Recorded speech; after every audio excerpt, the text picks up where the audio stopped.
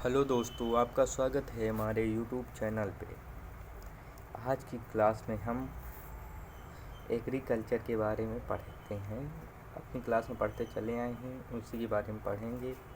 तो आज की क्लास में हम क्या पढ़ने वाले? आज की क्लास में पढ़ने वाले फसल पद्धति एवं फसल प्रणाली, इसके बारे में पढ़ने वाले हैं।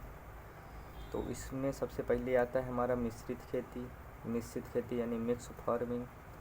इसका मतलब होता है एक निश्चित फार्म में पशुपालन, मुर्गी पालन, मछली पालन, मधुमक्खी पालन व खेती उगाना ही मिश्रित खेती कहलाता है। इसका आप सीधा सीधा मतलब समझ लीजिए, खेती प्लस पशुपालन, खेती प्लस पशुपालन ही मिश्रित खेती कहलाता है। यानी खेती के साथ पशुपालन करना ही क्या कहलाता है? मिक्स फार्मिंग या मिश्रित खेती कहलाता है। ठीक है, आप समझ गए होंगे। चलते हैं फसल पद्धति। ये फसल पद्धति क्या है, इसे समझते हैं। किसी निश्चित क्षेत्र में निश्चित समय में बोई गई निश्चित फसलों के क्षेत्रफल का अनुपात,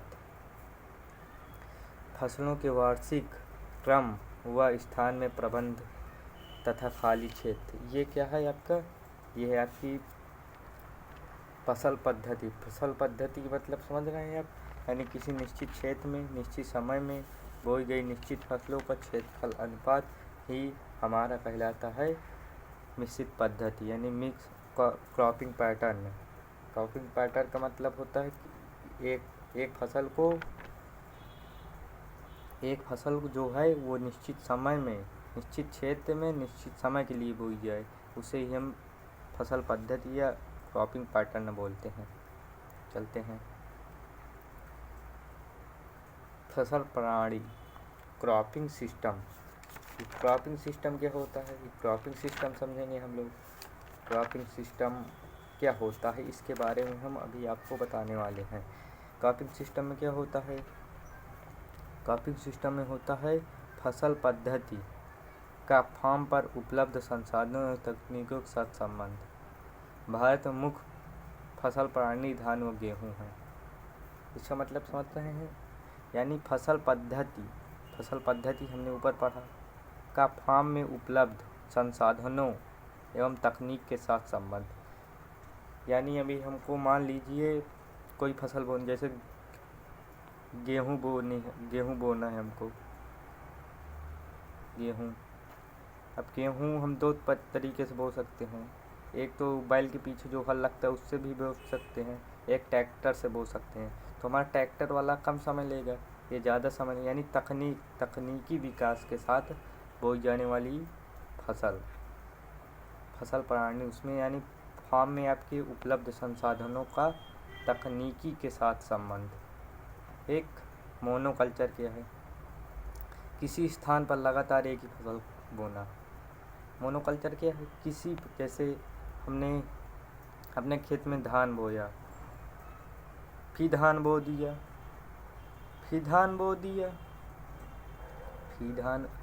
उसके बाद फिर से धान बो दिया। यानी हम धान ही बोएंगे उस खेत में और कुछ नहीं बोएंगे। इसे ही मोनो क्रॉपिंग कहते हैं। अब जैसे मान लीजिए हमने धान नहीं बोया, गेहूँ बो दिया, फिर से हमने गेहूँ बो दिया, फिर लगातार हम गेहूँ बोते चले गए, यानी एक ही फसल बोते चले गए। मान लीजिए हमने कपास बो दिया, फिर कपास बो देंगे, यानी इसी तरह चलता रहेगा। उसे ही मोनोक्रॉपिंग कहते हैं। एकल फसल किसे कहते हैं? एकल फसल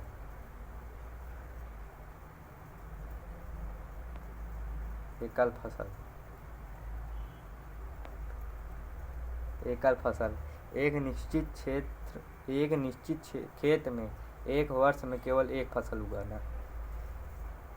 मान लीजिए ये आपका खेत है, आपको एक वर्ष में इसमें केवल एक ही फसल बोनी है, चाहे आप इसमें एक बार धान बो दीजिए, चाहे आप इसमें एक बार गेहूँ बो दीजिए, जो मन हो आपको वो बो दीजिए, मगर केवल एक ही फसल बोनी है। यानी एक वर्ष में आपके खेत में बोई जाने वाली केवल एक फसल ही आपकी एकल फसल कहलाती है। इसका विपरीत सीधा बहुफसली एक निश्चित क्षेत्र में 2 या 2 से अधिक फसल बोना बहुफसली है। अब मान लीजिए ये आपका क्षेत्र है, खेत है, हाँ, इसमें आपने पहले क्या बो दिया, इसमें आपने पहले गेहूँ बो दिया, गेहूँ के बाद आपने क्या बो दिया, आपके मूंग बो दिया, मूंग के बाद आपने धान बो दिया,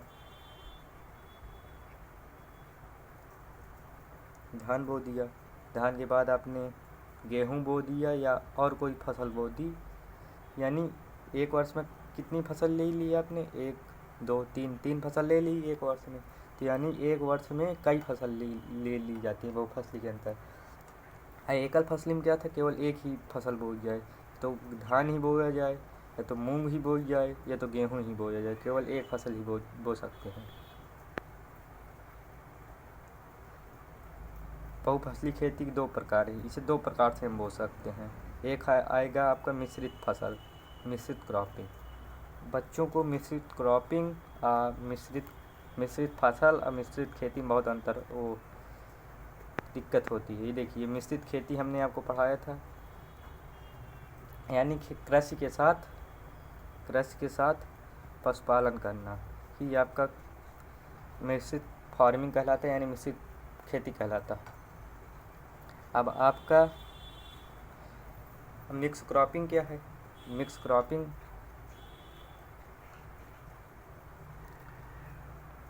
बिना निश्चित पंक्तियों में बीजों को मिलाकर 2 या 2 से अधिक फसलों को एक साथ बो देना।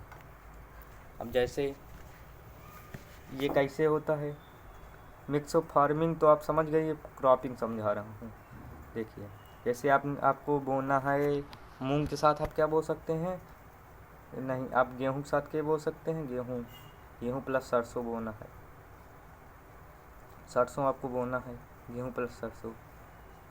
ये मान लीजिए गेहूं के बीज हैं, ये सरसों के बीज हैं छोटे छोटे। अब इनको दोनों को मिला लें, हम दोनों को बीजों को मिला के इनको खेत में बो दें, इन बीजों को मिला के खेत में बो दें।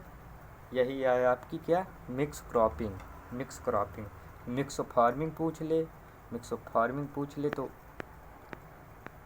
तो यानी कृषि के साथ पशुपालन करना। अब ये आ गया आपका अंतरा फसलें। एक ही खेत में एक निश्चित पंक्ति में एक समान पैटर्न पर 2 या 2 से अधिक फसलों को एक साथ उगाना अंतरा फसलें कहलाती हैं। जैसे इसमें गेहूँ सरसों, जैसे गेहूँ की 9 पंक्ति बो दिया, सरसों की 1 पंक्ति, चना की 4 पंक्ति बो दी है, सरसों की 1 पंक्ति। यानी इसमें जैसे आपका ये खेत है अंतरा फसलें, यानी ये पंक्ति में गेहूँ बो दिया, इसमें सरसों बो दिया, इसमें गेहूँ बो दिया, इसमें सरसों बो दिया, इसमें गेहूँ बो दिया, इसमें गेहूँ बो दिया, इसमें सरसों बो दिया, इसमें गेहूँ बो दिया, इसमें गेहूँ बो दिया, फिर इसमें सरसों बो दिया। ऐसे बोते हैं। उसमें क्या करते थे, दोनों बीजों को पहले मिला लेते थे, फिर खेत में छिड़क देते थे, बस काम ख़त्म हो गया। ठीक, आपको समझ में आया होगा। आई होप आप समझ में आ रहा तो हमारे वीडियो को लाइक और चैनल को सब्सक्राइब कर लीजिए। आ गया बहुमंजिला खेती क्या कहते हैं? अलग अलग ऊंचाइयों की फसलों को एक साथ बोना, जैसे चाय के साथ छायादार वृक्ष। देखिए आप ये इसमें है, जैसे एक आपका पौधा, एक बड़ा पौधा बो दीजिए, एक छोटा पौधा बो दीजिए, इसे ही कहते हैं हम अंतरा फसल, वो बहुमंजिला फसली खेती किसे कहते हैं? जैसे हम एग्जाम्पल लेते हैं, जैसे किसी बगीचे में जैसे आम के नीचे हम मूंग बो देते हैं, या सरसों के साथ हम बरसीम बो देते हैं, सरसों के साथ बरसीम बो देते हैं, तो सरसों लंबी होती है, बरसिंग छोटी होती है। तो ऐसी फसल है, ठीक। आप समझ गए, फसल चक्र।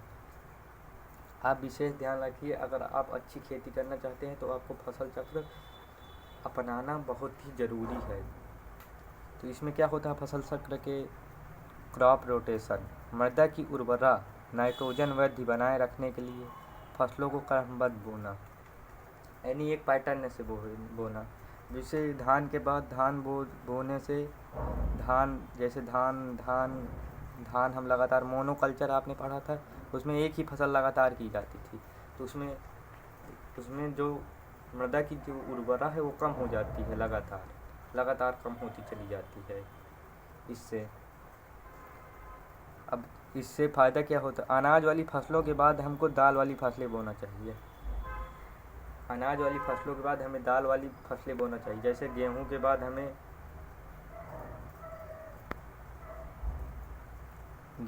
हमें क्या बोना चाहिए, गेहूं के बाद हमें मूंग बो देना चाहिए। ऐसे करते हैं, मूंग गलत लिख गया, मूंग बो देनी चाहिए। ये हमारा आज का वीडियो यहीं तक। आशा करते हैं आप लोगों को अच्छा लगा होगा। आपको अगर कोई प्रॉब्लम हुई तो आप कमेंट बॉक्स में पूछ सकते हैं। आपको एक बार हम फिर से रिवीजन कर देते हैं। मिश्रित खेती किसे कहते हैं? मिश्रित खेती यानी पशुपालन के साथ कृषि करना। फसल पद्धति किसे कहते हैं? किसी निश्चित क्षेत्र पर किसी निश्चित बोई जाने वाली फसलों के क्षेत्रफल के अनुपात को फसल पद्धति कहते हैं। फसलों के वर्गीकरण को क्रमबद्ध क्षेत्र, ठीक। फसल प्रणाली क्या है? फसल प्रणाली यानी फसल कृषि फार्म में संसाधनों की पूर्ति, यानी संसाधनों के साथ खेती करना ही हमारा फसल प्रणाली कहता है। मोनोकल्चर यानी एक फसल को लगातार बोना, जैसे धान के बाद धान लगातार एक वर्ष में लगातार एक ही फसल, जैसे धान लगाते चले जाना, उसे ही हम मोनोकल्चर बोलते हैं। एकल फसल किसे बोलते हैं? एकल फसल किसी क्षेत्रफल में एक वर्ष में केवल एक फसल बोई जाए। जैसे किसी ऐसा क्षेत्रफल है उसमें केवल गेहूँ बो दी जाए एक वर्ष में और कुछ ना बोया जाए, तो उसे हम एकल फसल कहते हैं। बहुफसली यानी एक क्षेत्र में लगातार बदल के फसलों को बोना। मिश्रित फसल क्या है? मिश्रित फसल यानी दो बीजों को एक साथ मिला के किसी खेत में छिड़क देना, उसे ही हम मिश्रित फसल कहते हैं। अंतरा फसल किसे कहते हैं? अंतरा फसल किसी क्षेत्र में पंक्ति के साथ यानी एक पैटर्न में, ये नहीं कि एक बीज यहाँ पड़ा है गेहूं का तो एक बीज यहाँ पड़ा है, एक बीज यहाँ सरसों पड़ा है तो एक बीज यहाँ पड़ा है, यानी एक लाइन में। जैसे ये लाइन गेहूं की है, ये लाइन सरसों की, ये लाइन गेहूं की, ये लाइन सरसों की, ऐसे बोया जाता है इसमें अंतरा फसल में। बहुमंजिला खेती, इसमें क्या होता है, एक फसल को ज़्यादा ऊंचाई वाली कर देते हैं, एक फसल छोटी होती है। जैसे चाय के बगीचे को छायादार वृक्ष, चाय जहाँ बोई जाती है वहाँ छायादार वृक्ष लगा दिए जाते हैं बहुमंजिला खेती जब करते हैं। फसल चक्र, मृदा की उर्वरा तथा नाइट्रोजन को बनाए रखने के लिए क्रमबद्ध बोना। अनाज वाली फसलें के बाद दाल वाली, जैसे गेहूं के बाद हम मूंग लगाते हैं, यानी आपको फसल चक्र का पालन करना आवश्यक है, जिससे आपकी मृदा की उर्वरता बनी रहती है। चलिए, हमारी वीडियो समाप्त हो गई है। आपसे एक निवेदन है कि आप हमारी वीडियो में कमेंट अवश्य करें। वीडियो कैसी लगी, वीडियो को शेयर करें, वीडियो को लाइक करें, शेयर करें, सब्सक्राइब करें, जिससे हमें आगे वीडियो बनाने का मोटिवेशन मिले। धन्यवाद। आपका रिस्पांस बहुत अच्छा आ रहा है। अभी हमको और रिस्पांस चाहिए। ज़्यादा से ज़्यादा हमारे वीडियो को शेयर कीजिए, लाइक कीजिए, कमेंट ज़रूर कीजिए। कोई भी प्रॉब्लम हो तो कमेंट अवश्य करिए। आप एक बात और बताइए, आपको किस टॉपिक पर वीडियो चाहिए? टॉपिक आप चूज कर सकते हैं। आप कमेंट में बताइए टॉपिक, आप किस टॉपिक पर वीडियो चाहिए। कल मैं उसी टॉपिक पर वीडियो बनाऊंगा। आप जिस टॉपिक पर कहेंगे उस टॉपिक पर मैं वीडियो बना दूंगा। कमेंट में ज़रूर बताएं। वीडियो को लाइक और शेयर करें। धन्यवाद। मिलते हैं नेक्स्ट वीडियो में।